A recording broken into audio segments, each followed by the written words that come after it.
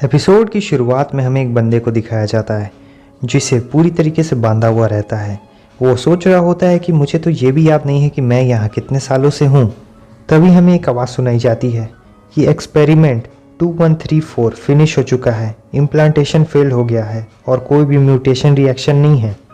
हम देखते हैं कि कुछ लोग वेपन्स लेके आ रहे होते हैं। वो कहते हैं फाइनली ये ख़त्म होने वाला है, आखिर इतने सालों बाद हम इससे राहत पाएंगे। इधर हमें डॉक्टर्स को दिखाया जाता है जो कहते हैं नंबर 87 ये इंजेक्शन लगने के बाद हम एक दूसरे को फिर कभी नहीं मिल पाएंगे, और वो इंजेक्शन लगा देते हैं। ये हमारा मेन कैरेक्टर ली चैंग होता है जिसे हम लोग ली बुलाएंगे। वो इंजेक्शन इसे पड़ता है और ये पहले से ज़्यादा अच्छा महसूस करने लगता है।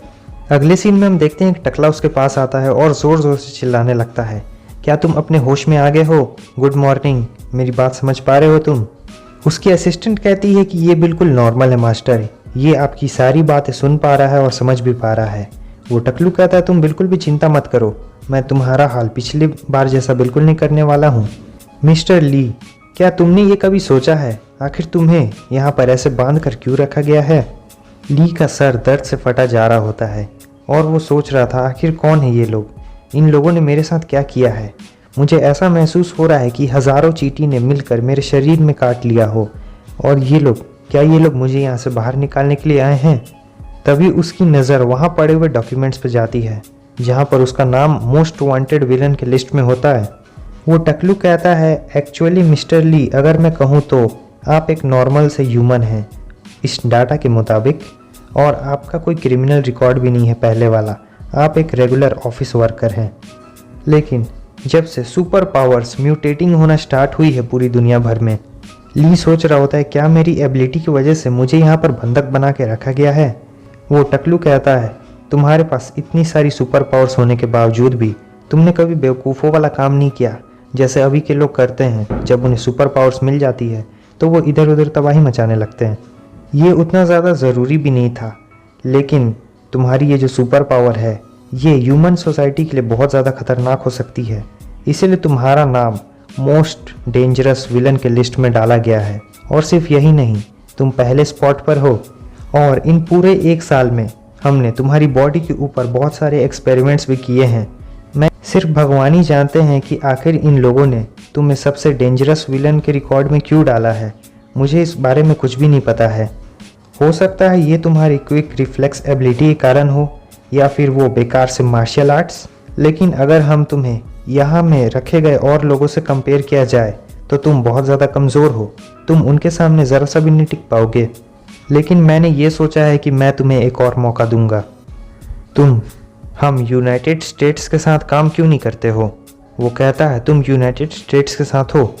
वो टकलू कहता है क्योंकि तुम एक साल से इस जगह पर बंद हो, इसीलिए बाहर में क्या चल रहा है, क्या म्यूटेशन हो गए हैं अभी तक, तुम्हें इसके बारे में अभी तक कुछ भी नहीं जानकारी है, और तुम ये भी नहीं जानते हो कि और कितने खतरनाक ऐसे विलन्स हैं। हालांकि मेरे ऑर्गेनाइजेशंस के पास इतनी एविडेंस है ये बताने के लिए कि तुम कोई नॉर्मल पीजेंट नहीं हो। सबसे ताकतवर और सबसे खतरनाक विलन, इसे ऐसे प्रोग्राम किया गया है कि जब भी एक मौका मिलेगा तुम्हें, तब तुम्हारे जैसा एक पीजेंट भी किसी न किसी तरह काम तो ज़रूर आएगा। हमें ज्वाइन कर लो या फिर डॉक्टर्स तुम्हें शांति से मार देंगे। वो कहता है तुम सबसे पहले दूसरों से कैसे व्यवहार किया जाता है ये करना सीखो। वो टकलू उसके पास आता है और कहता है तो तुम बताओ तुम्हें क्या चाहिए। ली कहता है कि उसे बहुत दर्द हो रहा है क्योंकि उसे बहुत ज़ोर से बांधा गया है। वो टकलू अपने गार्ड से कहता है कि इसकी रस्सियाँ खोल दो, लेकिन उसकी असिस्टेंट कहती है लेकिन। वो टकलू कहता है कि मैं जो कह रहा हूँ वो करो, ज़्यादा सवाल जवाब मत पूछो। नेक्स्ट सीन में हम देखते हैं कि वो लोग उसकी रस्सियाँ खोल देता है और अब वो वापस से खड़ा हो जाता है।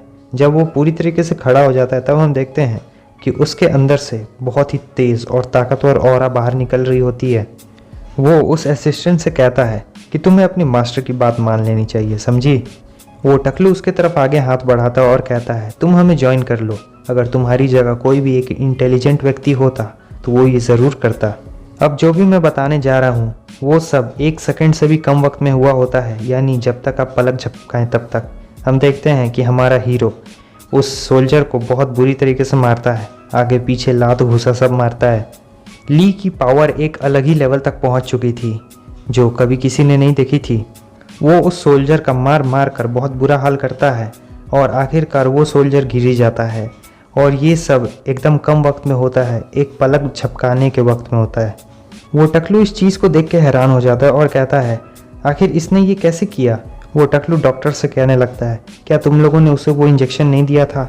और फिर हमें बताया जाता है जब सभी लोग इस नए दौर में घूम रहे थे, खा रहे थे, तब ये ट्रेडिशनल मार्शल आर्ट्स की ट्रेनिंग कर रहा था और छुप छुप कर ये सीक्रेट मार्शल आर्ट्स की बुक भी पढ़ रहा था और वहाँ से इसने ये मार्शल आर्ट सीखा। आज की सोसाइटी में जहाँ पर सभी लोगों के पास कोई ना कोई सुपर पावर है, तो हमारे ली चैंग की एबिलिटी है मार्शल आर्ट्स। वो कहता है तो इसी की वजह से मुझे यहाँ पर लाया गया था। और बस ये एपिसोड भी यहीं पे ख़त्म होता है। कैसा लगा कमेंट करके ज़रूर बताना। वीडियो अच्छी लगी लाइक कर देना।